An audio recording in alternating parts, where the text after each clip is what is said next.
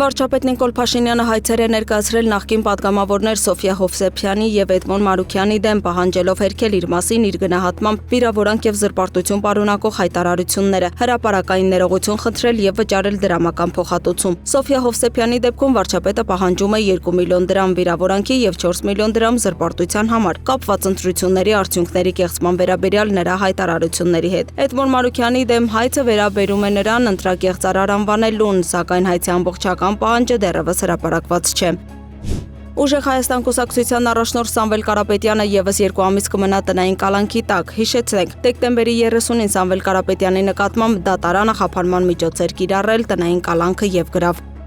Սյունիքում Գորիսի Քարահունջ բնակավայրից մինչև Գորիս քաղաքի Այգեստան թաղամաս ընկած տարբեր հատվածներում գայլը հարձակվել է 6 հոգու վրա, այդ թվում վնասելով 3 տարեկան երեխայի։ Նրանք տարբեր մարմնական վնասվածքներով տեղափոխվել էին Գորիսի բժշկական կենտրոն, մեկի վիճակը ծանր էր գնահատվել։ Շտապօգնության մեքենայով հիվանդանոց հասած տղամարդու վիճակը դեռևս ծանր է, գայլը նրա դեմքի, նույնիսկ ոսկրերն է վնասել։ Մարմնի տարբեր հատվածներում վնասվածքներ ստացած տղամարդու վրա գայլը հարձակվել է Քարահունջի իր տան բակում, որտին բահով մոտակայքում է եղել եւ այդպես է նրան հաջողվել փրկվել։ Հաղորդվում է, որ բոլոր տուժածները հսկողության տակ են, ստացել են կատաղության եւ փայտացման դեմ պատվաստումները։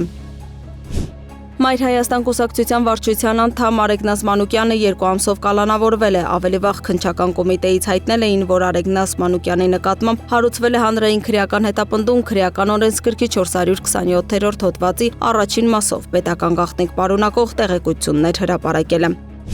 Մեղադրյալի աթոռինը պետեկամուտների կոմիտեի նախկին նախագահ Գագիկ Խաչատրյանի կինը, նա մի քանի հոգու հետ հանցակցությամբ Ծաղկաձորում ապօրինի տիրացել է 1.3 հեկտար հողատարածքի։ Մեղադրյալների թվում է Ծաղկաձորի նախկին համայնքապետը։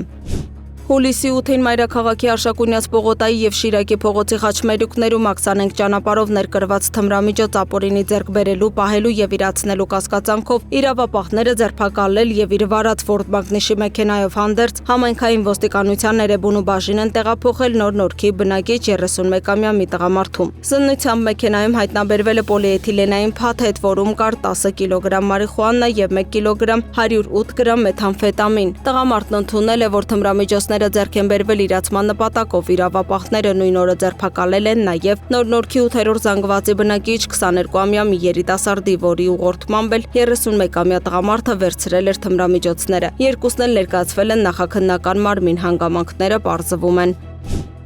Համայնքային ոստիկանության Նախուրյանի բաժնի ծառայողների օպերատիվ գործողությունների շնորհիվ բացահայտվել են թմրամիջոցների ապօրինի շրջանառության եւ իրացման դեպքեր։ Մասնավորապես օպերատիվ տվյալներն իրացնելիս ոստիկանները նկատել են մի անձի, որն ավտոմեքենայով թմրամիջոցի փաթեթներ է տեղադրել կիսաքանդ շինության մոտակայքում։ Կասկածյալը տեղում ձերբակալվել եւ տեղափոխվել է ոստիկանություն։ Դեպքի վայրի զննության արդյունքում հայտնաբերվել են մարիխուանայի նմանվող զանգվածով փաթեթներ։ Դեպքի առթիվ նախաձեռնվել է քրեական վարույթ։